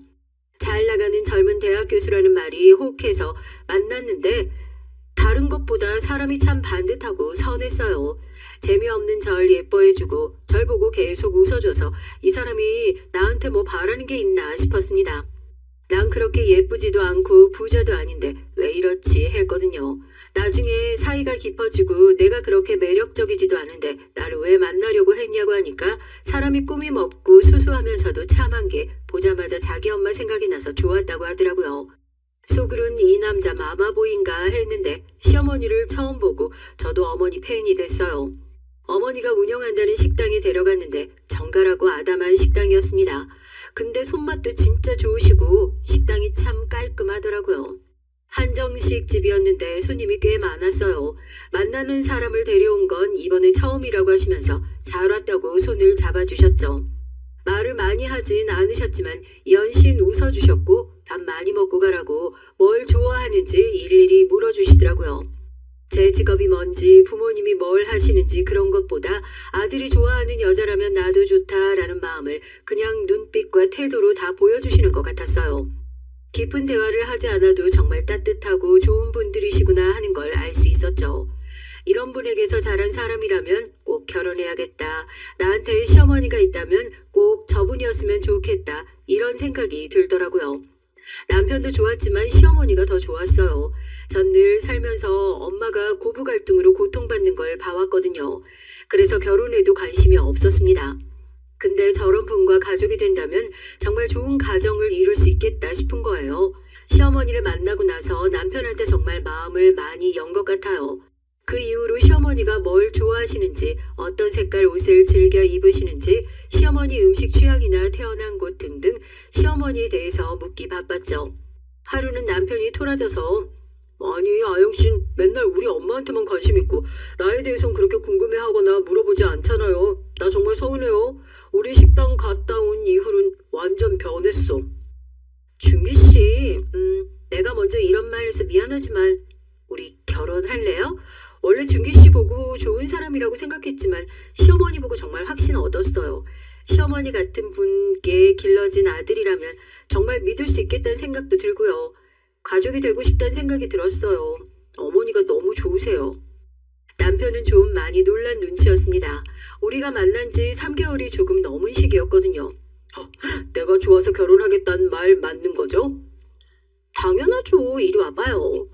남편이 다가오자 전 옷을 끌어당겨서 남편한테 키스를 갈겨버렸습니다. 남편이 놀라서 눈을 바르르 떨다가 이내 스르르 눈을 감더라고요. 후에 남편이 말하길 이렇게 박력 있고 자기와의 결혼을 적극적으로 원하는 여자가 이번 생에 또 있을까 싶어서 결혼했대요. 웃기지만 그날의 그 키스에 반하기도 했고요. 그렇게 급하게 결혼 준비를 하다가 갑자기 시아버지를 못 봤다는 생각이 그제야 들더라고요. 그래서 시아버님에 대해 물었더니 남편 얼굴이 갑자기 어두워지더라고요. 오래전에 집을 나가셨는데 연락이 끊긴 지는 한 20년이 좀 넘은 것 같아. 근데 찾고 싶지도 않아서 가족들이 다들 안 찾았었고 돌아가시면 뭐 어디서든 연락 오지 않을까 싶어. 그 인간은 말하고 싶지도 않아. 다들 그 사람 때문에 엄마가 얼마나 고생을 했는지 숨기려고 했던 건 아니고 우리 집에 원래 아버지가 전혀 필요 없다고 생각하다 보니까 자연스레 얘기 자체를 안 한 것 같아. 절대 숨기려던 뜻은 없었어. 알겠어요. 나도 까먹고 있었을 정도니까 미안해하지 않아도 돼요. 나중에 결혼하고 나서 천천히 얘기해줘요. 없는 사람인데 그렇게 중요하지도 않은 상관없어요. 고마워. 어떻게 내가 이런 신부를 얻었을까? 진짜 내가 복이 많다. 그치? 당신 어머니 덕인 줄 알아요. 나 참 복 많은 것 같아. 내가 이런 가족을 얻게 될 줄이야. 실감이 잘 안 나는데 정말 고마워요. 고마워. 서로를 고마워하고 좋아하는 남편을 만나고 정말 덕이 있으신 우리 시어머니를 만나 진짜 행복하더라고요. 남편이랑 같이 다니는 것도 좋았지만 시간 나면 시어머니 같이 모시고 운동도 가고 산책도 가는 게 일상의 소소한 행복이 되더라고요. 시어머니는 자기 자식처럼 절 아껴주시고 챙겨주셨습니다. 지나가는 말로 예쁘다 하거나 저거 맛있겠다 했던 것들도 다 사주시거나 챙겨주셨고요. 그리고 남편의 동생들에 대해서 얘기하는 걸 잊었네요. 남편 밑엔 2명의 남동생들이 있었어요. 이 집안 남자들은 공부하는 걸 어찌나 좋아하는지 분야는 달라도 다 한 가지를 집착적으로 파서 다 대학 교수가 됐더라고요. 우리 남편은 건축과 교수고 둘째 성교 도련님은 전기과, 막내 민교 도련님은 컴퓨터공학과 교수로 부임해 있었습니다. 대체로 아들 셋을 어떻게 이렇게 반듯하게 키우신 건지 비법을 알고 싶을 정도였죠. 제가 결혼한 이후로 시어머니를 모시고 자주 놀러도 가고 외식에 여행도 자주 가고 하니까 도련님들이 계속 질투를 하더니 만나는 여자가 생겼다고 하면서 여자들을 집에 데려오더라고요. 성규 도련님은 같은 대학 교수를 데려오고 민규 도련님은 엘리트 은행원 아가씨를 데려왔더라고요. 둘 다 데려오고 얼마 안 돼서 결혼을 했습니다. 나중에 들어보니까 동서들도 시어머니를 보고 마음이 편안해지고 기분이 좋아졌대요. 이분과 가족이 되면 좋겠다는 생각이 저절로 들었다고 하더라고요. 이상하게 저희 셋 다 시어머니를 보고 남편에 대한 확신이 생긴 게 정말 웃겼습니다. 삼형제들은 성격이 사실 다 침착하고 조용한 편인데 우리 며느리들이 잘 웃고 목소리들도 크고 잘 먹고 그래서 다들 한 집에 모이면 시끌벅적 웃음소리가 끊이지 않아서 좋았어요. 둘째 동서도 어머니를 좋아하긴 하지만 셋째 동선 정말 시어머니한테 푹 빠져서 그냥 엄마라고 부르더라고요. 셋째 동서가 일찍 엄마를 여의고 좀 외롭게 자랐었는데 술 마시고 꼭 라면을 끓여 먹는 버릇이 있다고 하더라고요. 술만 먹으면 그렇게 엄마가 끓여주는 라면이 먹고 싶어져서 그렇다는데 아무리 끓여도 그 맛이 안 난다고 라면 먹으면서 많이 울었다고 하더라고요. 참 고소하고 맛있었는데 어떻게 끓이는지 모르겠다고요. 근데 시어머니가 그 얘기를 듣더니 갑자기 라면을 끓여주시면서 술 먹고 엄마 생각하지 말고 라면 먹고 싶거든 언제든 나한테 오면 된다고 하시면서 라면을 주셨나 봐요. 그날부터 고부가 아니라 그냥 모녀가 됐어요. 그리고 라면 맛이 딱 엄마가 끓여주신 라면 맛이라고 하더라고요. 참 신기하죠. 자주 가서 어머니 식당도 도와드리고 자주 주물러도 드리고 그냥 저희들끼리만 있어도 오순도순 참 재밌고 즐거웠습니다. 그 인간들이 오기 전까진 말이죠. 일요일 낮에 다 같이 어머니 집에 모여서 밥을 먹고 가족끼리 거실에서 거의 들어 눕다시피 하고 쉬고 있었어요. 일주일에 한 번씩 상황이 되면 시어머니 사시는 집에 오는데 다들 농담도 하고 옛날 얘기도 하면서 놀고 있었는데 갑자기 경비실에서 연락이 왔어요. 갑자기 남편이라고 하시는 분이 찾아오셨는데 맞는지 확인 좀 부탁한다는 거였죠. 다들 남편 이러는데 설마 하는 생각이 들더라고요. 바로 그 인간 옛날 얘기처럼 한때 존재했었다고 하더라고. 전에 들은 어머니의 남편. 그 사람이 드디어 나타나고야 만 거였죠. 언젠가 살면서 이런 날이 오지 않을까 했는데 생각보다 그 일이 빨리 일어나더라고요. 신혼여행 가서 남편한테 들었어요. 꽃밭에 있던 시어머니를 진창에서 뒹굴게 했던 그 악명 높은 시아버지에 대한 얘기들을요. 신혼여행 가서 침대에 누워서 이런저런 얘기를 하다가 그래도 알고는 있어야 할 것 같다고 하면서 남편이 말을 꺼내더라고요. 시어머니는 그 시절에 있는 집에서 태어나 교육도 많이 받으시고 얼굴도 예쁘셨대요. 그림을 잘 그리셔서 미대에 다니시고 유학도 가려고 마음먹을 만큼 부자셨나 봐요.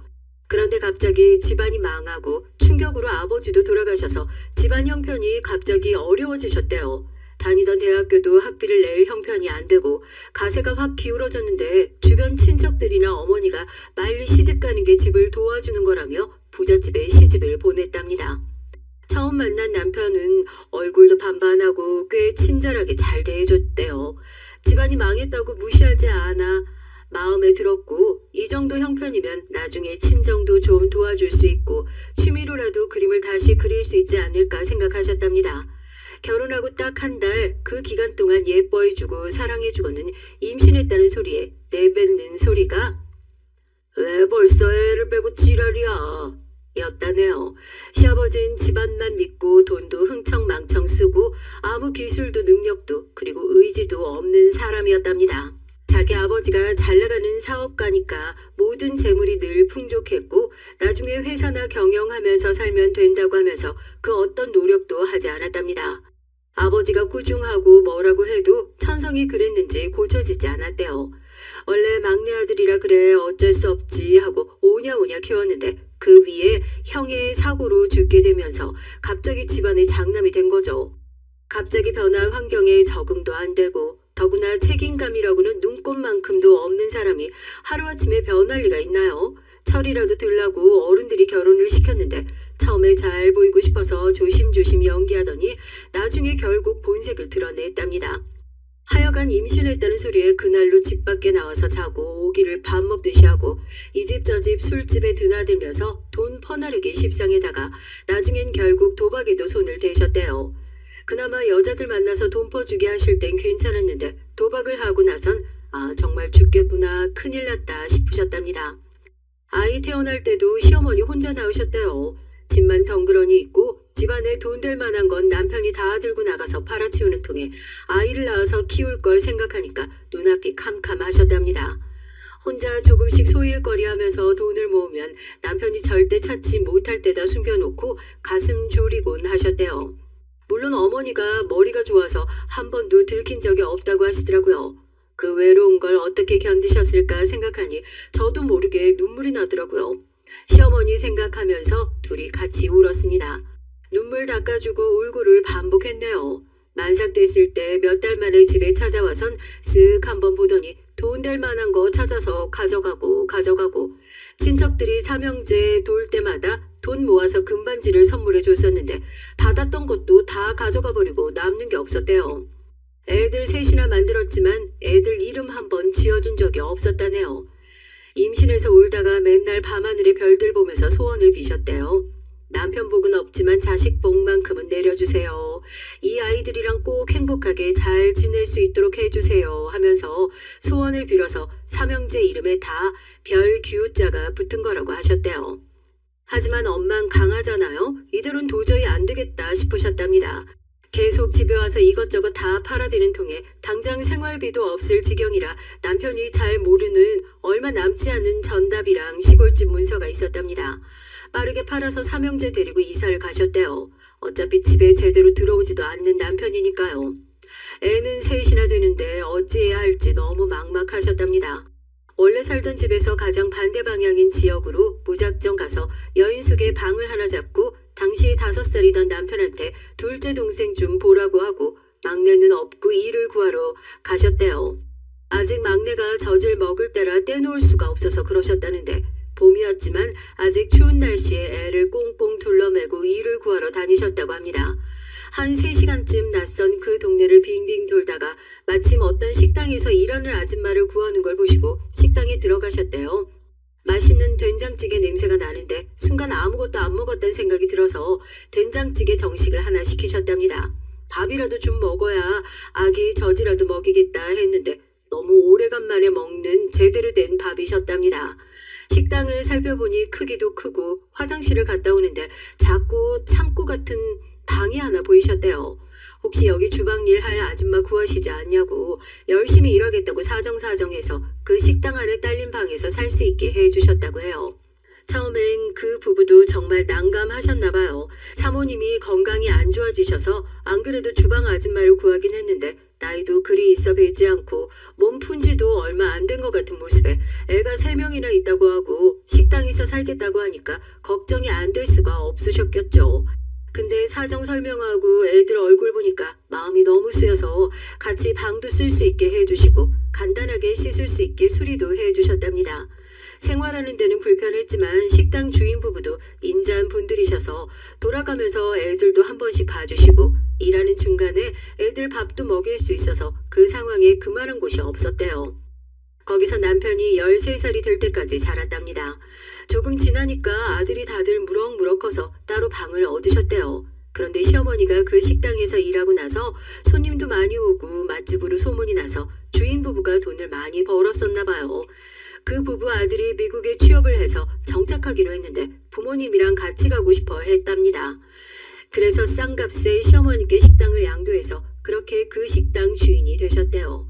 거기서 차곡차곡 돈을 모아서 새 아들 대학에 교수까지 만드신 거죠.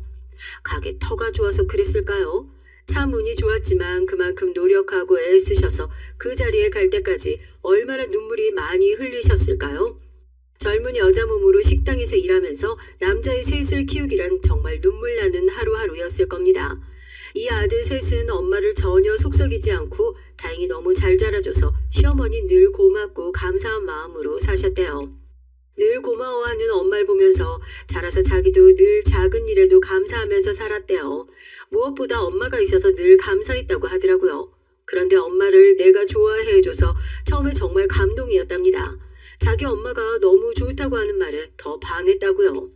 이 아들 셋은 자기들이 알아서 취업 후에 엄마 노후를 위해서 매달 적금을 부었답니다. 엄마한테 효도하려는 모습이 정말 귀엽더라고요. 그 점잖은 남자들이 모여서 엄마 얘기하고 고민하고 했을 생각을 하니 너무 웃겼어요. 다 말은 안 하지만 그동안 엄마와 같이 고생을 묵묵히 해왔을 이 장남을 보니까 너무 대견했습니다. 또 시아버지를 닮지 않은 삼형제가 정말 고맙기도 했고요. 아니 그런데 이렇게 행복하고 즐거운 우리 집에 웬 시아버지라는 불청객이라니요. 근데 너무나 충격적이게도 시아버지는 혼자 오지 않으셨더라고요. 세상에 당신보다 20살은 어려 보이는 여자를 옆에 끼고 나타나셨더라고요. 시어머니도 궁금해서 가끔 소식을 알아보셨다는데 맨날 들리는 소리가 도박으로 살던 집도 날렸다. 같이 살던 여자들도 맨날 도망간다. 이런 말들이어서 형편이 나아졌지만 절대 사는 곳을 알리지 않으셨답니다. 왜 시아버지가 갑자기 나타났는지 정말 궁금했는데 시아버지 입에서 나오는 소리를 듣고 정말 전 표정을 숨길 수가 없었어요. 오 마이 갓. 우리 집 전답 팔아서 도망간 거 내가 진작 알았지만 내가 가만히 놔둔 거는 내가 진짜 마음이 약해서 그랬던 거지 도둑질해 간 걸 용서해서 그런 게 아니야. 바람나서 나갔는지 몰라도 내 새끼 키우느라 고생 많겠다 싶어서 그냥 놔뒀던 거라고. 근데 이젠 그 돈 갚을 때가 된 거 같아서 왔네. 내가 손가락 운동을 좀 하다 보니까 돈이 필요해서 말이야. 그리고 우리 애란이 데리고 다닐 가방도 하나 사줘야 하고 말이야. 저도 덜도 말고 우리 애란이랑 같이 살 집 한 채 구해주고 달달이 150만 원씩 생활비만 보내주면 내가 아무 말 없이 찌그러져 있을 테니까 강남에 있는 집으로다가 말이야. 그리고 집 구해주기 전까진 한 발자국도 못 나가니까 그렇게 알고. 다들 너무 놀라서 어안이 벙벙했어요. 막내 도련님이 말을 하더라고요. 누구세요? 저희는 아버지 없습니다. 나가주세요. 본 적도 들은 적도 없는 분 같은데 나가주세요. 뭐? 아버지가 없어? 너는 뭐 하늘에서 떨어졌냐? 어디에 예비 없이 저런 티를 내고 있어? 저도 아버지 없이 산 지 20년 넘었습니다. 얼굴도 오늘 처음 보는 것 같은데 대체 누구십니까? 전 어렸을 때부터 아버지 없이 자랐고 앞으로도 그럴 겁니다. 가세요. 그리고 양심이 있어야지. 30년 만에 갑자기 나타나선 저런 여자를 데리고 나타나요? 어머니가 저희 임신하셨을 때도 본체 만취하셨다더니 그러고도 남을 뿐이시네요. 이 집에서 썩 나가세요. 아니면 신고할 겁니다. 아니 오빠, 지금 오빠 아들이 나보고 저런 여자라고 한 거야? 아무리 오빠 없이 자랐기로써니 너무 버릇이 없다. 지금부터라도 오빠가 같이 살면서 예의 좀 가르쳐야겠어. 버르장머리가 없다. 버르장머리가. 사람들이 왜 저렇게 이기적일까요? 뒤에서 듣고만 있는데 피가 거꾸로 솟는 느낌이었습니다. 전 이 집 첫째 며느리입니다. 법원에서 일하고 있고요. 20년 넘게 집안을 살피지도 않다가 갑자기 집을 마련해달라고 이렇게 불법으로 가택 농성을 하시면 법에 저촉될 뿐더러 법적 제재가 가해질 거예요. 시어머니가 전담을 팔아서 오신 걸로 아는데 그 정도 금액은 삼형제 양육비로 턱없이 부족해요. 시어머니 임신 후에 당신이 시어머니께 한 행동들과 위해는 시어머니가 가출할 수밖에 없는 환경을 제공했기 때문에 시어머니가 가출하신 것도 법적으로 정상 참작돼요. 하지만 결혼 생활 동안 어떤 경제적 활동을 한 적도 없고 지난 20년 동안 한 번도 양육비를 보내신 적이 없으신데 그건 어떻게 하시겠어요? 애 하나 대학 졸업까지 시키는데 3억 든대요. 3명이니까 9억이네요. 그동안 어머니께서 전액 부담하셨으니까 반이라도 내셔야죠. 거기다 임신한 어머니 방치, 생활비 일체 주지 않았고 잦은 외도로 정신적 피해 보상까지 하셔야죠. 그리고 어머니께서 들고 가셨다는 그 땅, 그 지역 대부분 그린벨트 묶여있는 지역이던데요. 지금도 가치로 환산해봐도 크게 이득이 없어요. 그리고 거의 30년 동안 교류도 없었고 양육을 하지 않은 부모는 자식이 부양의 의무가 없는 걸로 인정됩니다. 법대로 하시면 양육비부터 지불하셔야 할 텐데 그것부터 주고 얘기하시죠. 어머니가 가져가신 전답 시골집 빼고 양육비 4억부터 주시면 달라고 하셨던 집도 상의해 보겠습니다. 그리고 계속 이렇게 소란 피우시면 바로 경찰에 전화할 거예요. 전답 팔아 도망간 년한테 돈 받으러 왔는데 4억을 내놓으라니? 어이가 없네. 난 내 집 주기 전까지 절대 못 나간다. 얘들아, 다들 너무 걱정하지 마. 오랜만에 왔는데 언성만 높이는 것도 아닌 것 같다. 당신도 애들 자란 모습 처음 보겠네요. 얘가 큰애고 얘가 둘째, 셋째입니다. 당신 없지만 나 정말 고생하면서 애 셋 번듯하게 다 교수 만들었어요.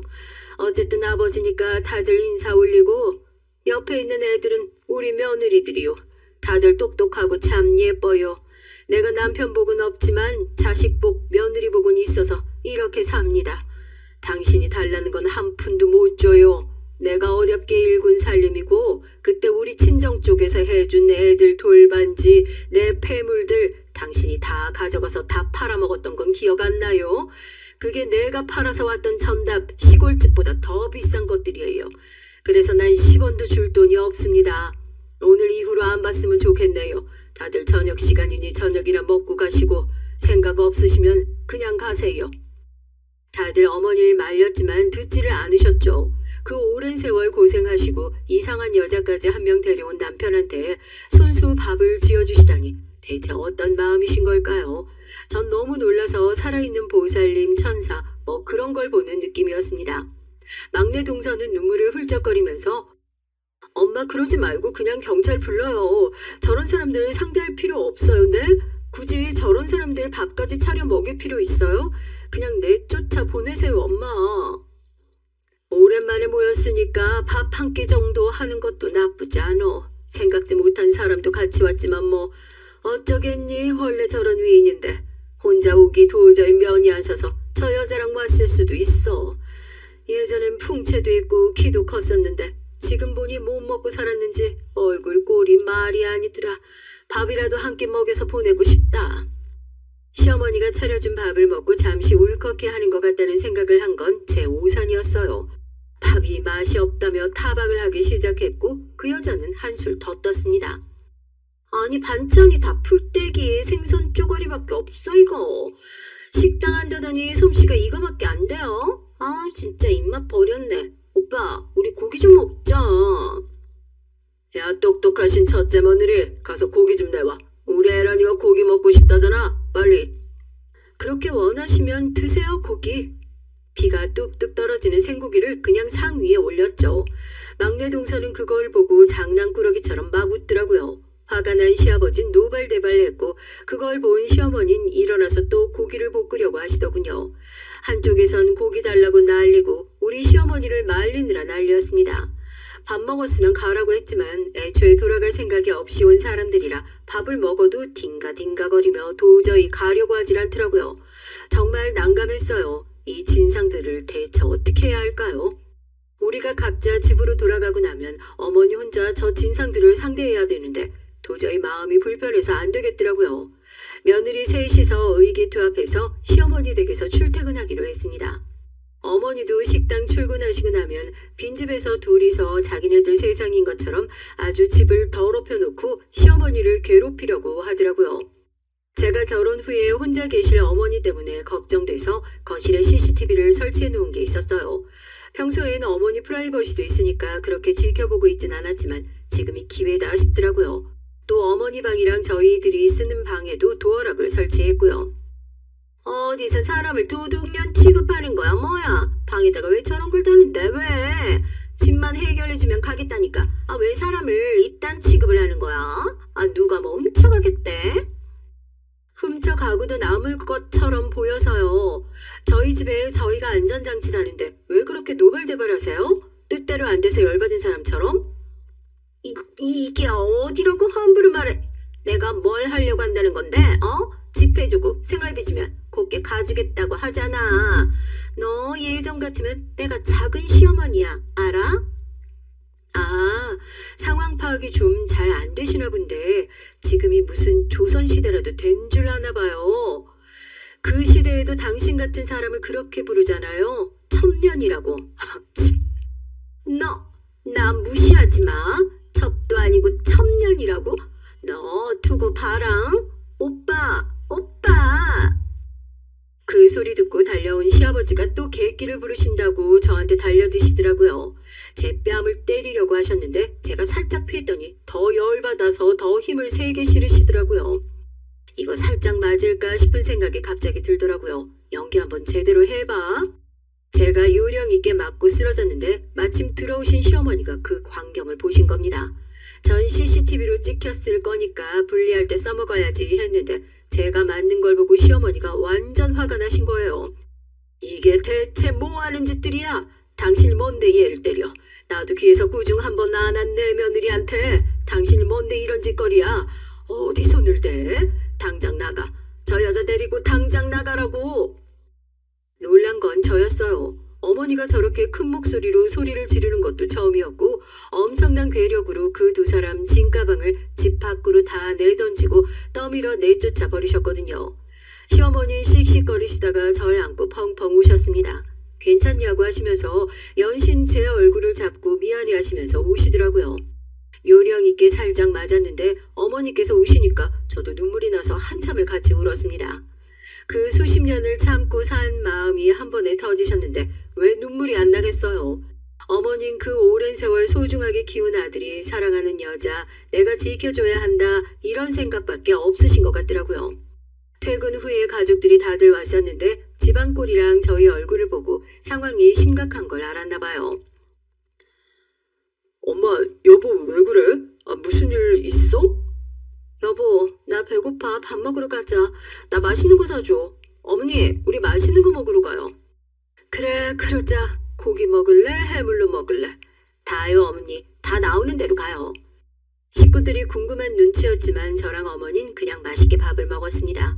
근데 안 숨겨지잖아요. 눈은 퉁퉁 부었지 목소리들은 또 잠기고 코맹맹이 소리들이 나고 있으니까요.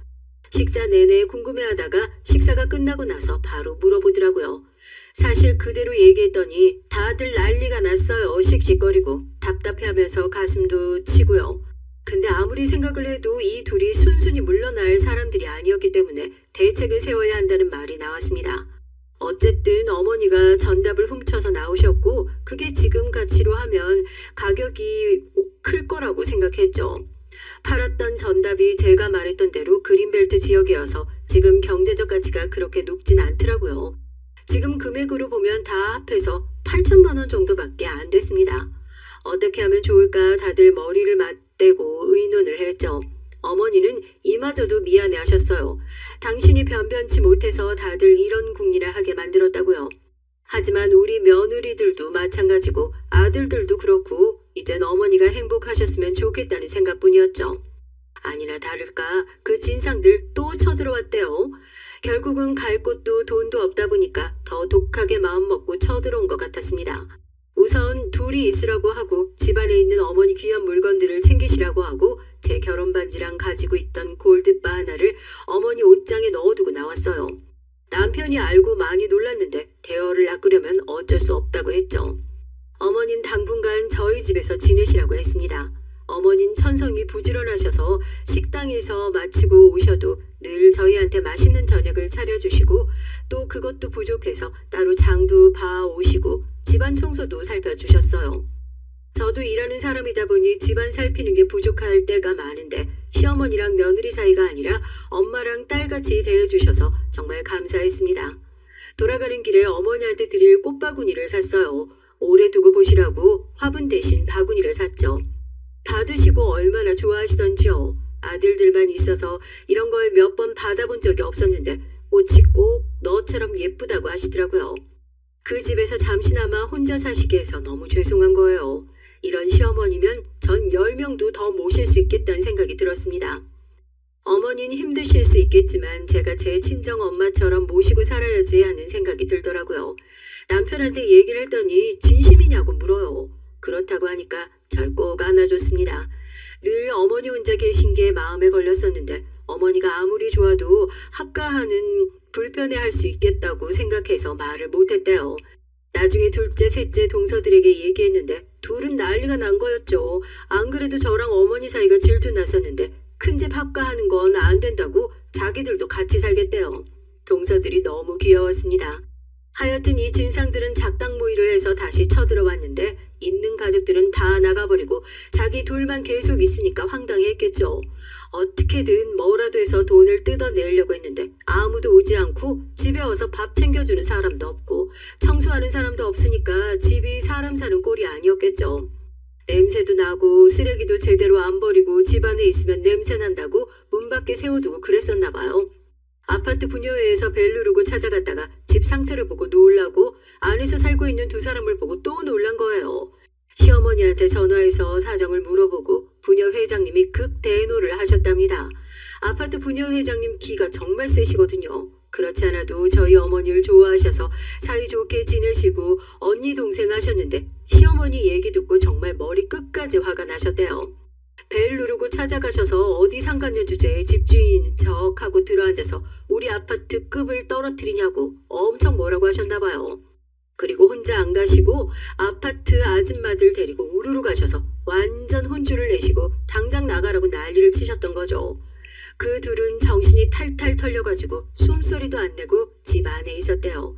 그 이후로 3일을 더 가게 행패를 부리셨답니다.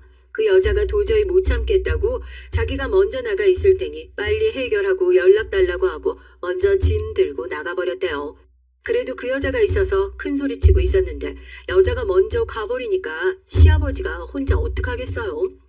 또 어떻게 알았는지 이번엔 시어머니 가게 앞으로 찾아왔답니다. 가게에 와서 큰 소리치고 밥 시키고 많이 먹었으면 맛없어서 못 먹겠다고 난리를 친 거예요. 시어머니는 그냥 못 본 척 하셨답니다. 가게 단골들도 자주 오고 너무 맛있는 집인데 웬 아저씨가 밥이 맛없다고 하고 돈도 안 내겠다고 하니까 너무 열받으셔서 대신 신고를 해주셨대요. 설마 그렇게까진 하겠어 하셨던 시아버지는 완전 놀라신 거죠. 무전 취식에 기물 파손에 시어머니 보고 도둑년이라고 욕까지 하셔서 명예훼손에 뭐 난리가 난 거죠. 돈 없다고 절대 못 물어주신다고 버티시니까 그럼 합의 안 하고 감옥 가신다는 거냐고 하더라고요. 가족끼리 무슨 그렇게까지 하냐고 하셨는데 30년 넘게 연락 안 되던 사람이 가족이 맞냐면서 시어머니가 배상하라고 하셨답니다. 속으로 완전 고소했죠. 결국 우기는데 우리는 가족 아니라고 하고 시아버지는 절대 못 물어준다고 합의 없다고 해서 결국 구류되셨고요. 한 달 좀 못 돼서 그 상간녀도 잡혀왔더라고요. 제가 쳐놓은 덫에 걸렸거든요. 세상에 결국 제 결혼 반지랑 골드바를 챙겨서 시아버지도 모르게 먼저 나른 거였어요. 머리가 나쁜 건진 몰라도 금은방에 내다 팔았다가 제가 미리 신고해둔 덕분에 걸린 거였습니다. 결혼 반지를 잃어버릴 수도 있었지만 뭐 돈 모아서 사면 그만인 반지인데 더 중요한 데 쓰자 생각했죠. 또 합의 없으므로 그분은 아예 절도죄가 성립돼서 징역 3년을 받으셨어요. 저것들이 꾸민 거다, 나를 잡아가려고 일부러 내 가방에 몰래 넣어둔 거다, 별의별 소리를 다 하다가 제가 제출한 CCTV 영상을 보더니 사는 게 너무 힘들어서 그랬네 어쨌네 하다가 법정 기만죄까지 포함돼서 형이 좀 더 길어졌어요. 부디 반성하고 나왔으면 하는 생각이 들더라고요. 남편은 결혼 반지 그거 팔자고 하면서 더 예쁜 디자인으로 새로 사줬습니다. 그리고 돌아온 결혼 반지를 팔고 어머니 예쁜 반지를 하나 해드릴까 싶더라고요. 결혼 반지도 그 망할 시아버지가 다 팔아버려서 평생 안 하고 하셨는데 저희가 하나 모셔드리고 싶더라고요.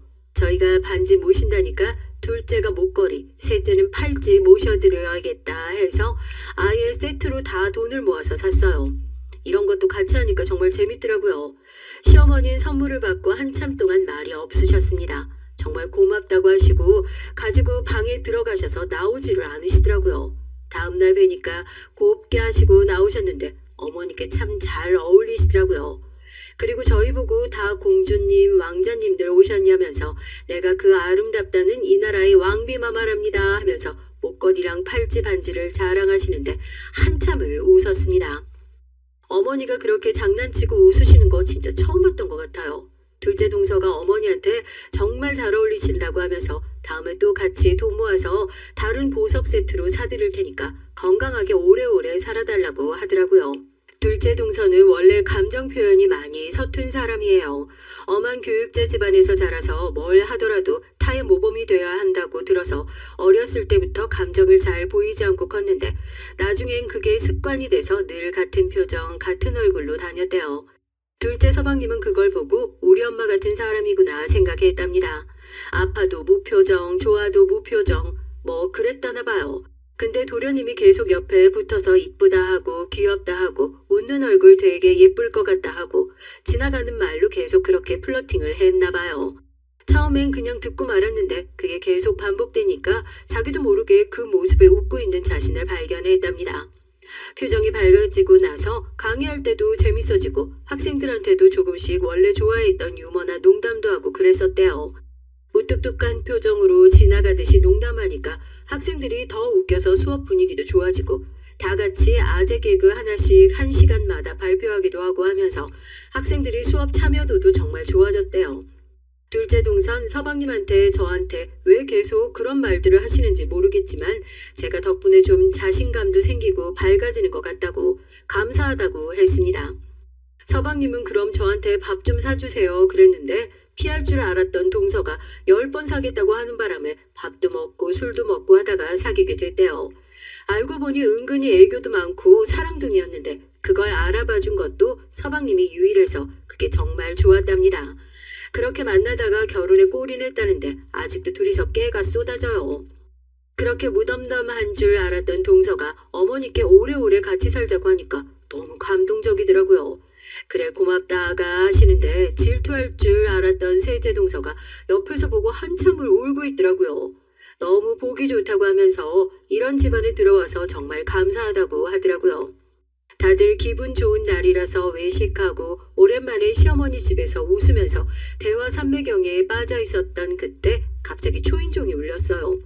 뭔가 찝찝하고 불안했는데 구류되어 있던 시아버지가 풀려났는데 이번엔 또 다른 여자를 데려왔더라고요. 저번보다 더 젊고 독해 보이는 여자였죠. 아우 능력도 좋으셔. 속으로 이렇게 생각했지만 대체 왜 저런 젊은 여자들이 시아버지 옆에 붙어서 저러는지 참 다 돈 때문이겠죠. 또 밥을 내놓으라고 하고 똑같은 레퍼토리가 시작됐습니다. 그래 나 콩밥 먹이고 너희들 잘 먹고 잘 살고 있었겠다. 아이고 저 목걸이랑 귀걸이는 또 뭐야. 돼지 목에 진주 건다고 뭐 달라지냐. 내 돈 갖고 날라서 지금까지 잘 먹고 잘 살면 이젠 보상을 해줘야지. 빨리 돈 갖고 오라고. 돈 갖고 오기 전까지 나 한 발자국도 못 나간다고. 경찰에 신고하려고 하는데 막내 동서가 나서더라고요. 제가 은행에 다녀서 돈을 빨리 마련할 수 있을 것 같아요. 오늘은 이만 돌아가시고 내일 저녁에 다시 오시면 돈 마련해 두겠습니다. 단 5천만 원 이상은 힘들어요. 그딴 가격은 5천만 원 안 되는 거였지만 하여튼 받아주시고 다음에 다시 찾아오지 않는 조건으로 드리는 겁니다. 어떡하시겠어요? 뭐? 5천? 누굴 병신으로 하나? 5천 가지고 먹고 떨어지라는 건데 우린 절대 그렇게 못하지. 싫으면 5천도 못 드리니까 그런 줄 아세요. 이 집에 있거나 말거나 저희 다 나가면 그만입니다. 우리 다들 가자고요. 은행원이라고? 그래 어디 솜씨 한번 보자. 5천이라고? 희애비한테 빳빳한 새 돈으로 내일 저녁 7시까지 준비해와라. 그때까진 이 집에서 못 나간다. 어머니를 모시고 우선 우리 집으로 모셨어요. 어머니는 또 한숨만 푹푹 쉬시고 걱정을 하시더라고요. 막내 동서가 다 생각이 있어서 하는 일일 테니까 걱정 마시라고 안심시켜드렸죠. 전 제발 어떻게든 무사히 저 사람들과 얽히는 일 없이 평화롭게 살고 싶은 마음뿐이었습니다. 다음날 저녁에 동서가 캐리어에 돈을 넣어서 왔더라고요.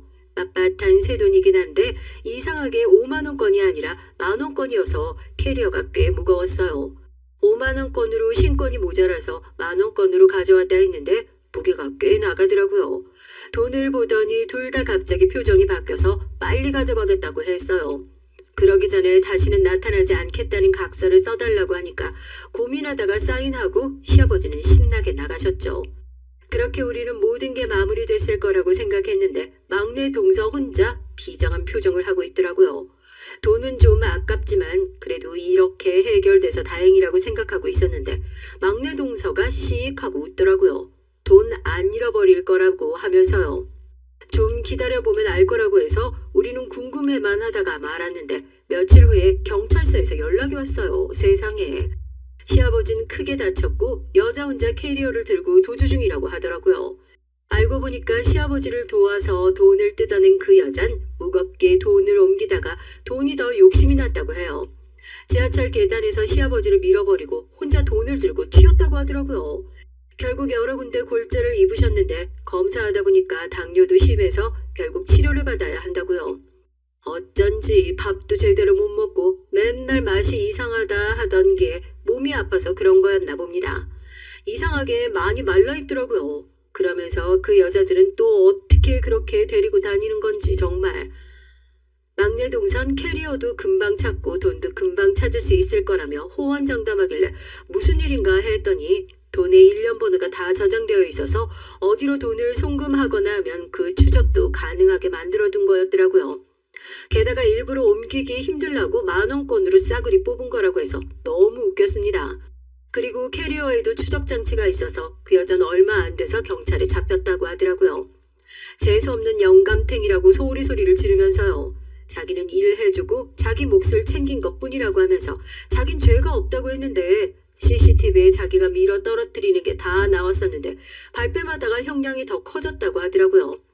정말 사람은 뿌린 대로 거두는 것 같아요.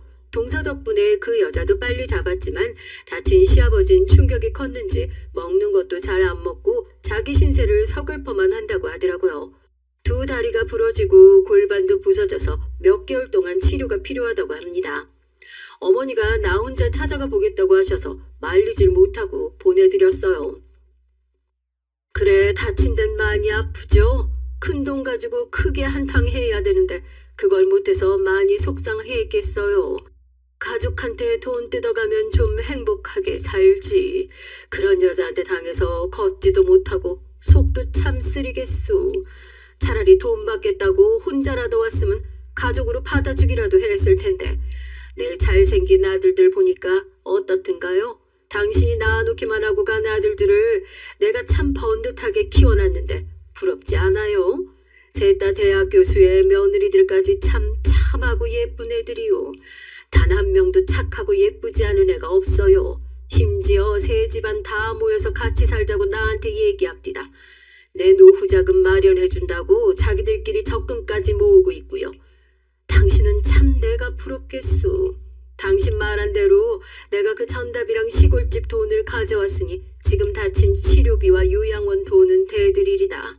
하지만 당신 죽기 전까지 가족들 다시 볼 수 없을 거요. 당신이 그때 처음으로 찾아왔을 때 한 번이라도 미안하다, 내가 잘못했다 말 한마디라도 했다면 아들들도 그렇게 마음이 돌아서진 않았을 텐데 당신 자존심 한번 부리고 배짱 부린 덕분에 우리 아들들 마음에 상처 낸 거 난 절대로 용서하지 않을 거요. 평생 가족 없이 아픈 몸으로 반성하면서 외롭게 생을 마감하시오 그럼. 시아버진 끝까지 한마디도 하지 않았다가 시어머니가 나가신 이후에 한참을 우셨다고 간병인이 그러더라고요. 자식된 도리로 조금씩 모아서 시아버지 요양원에 모셨어요.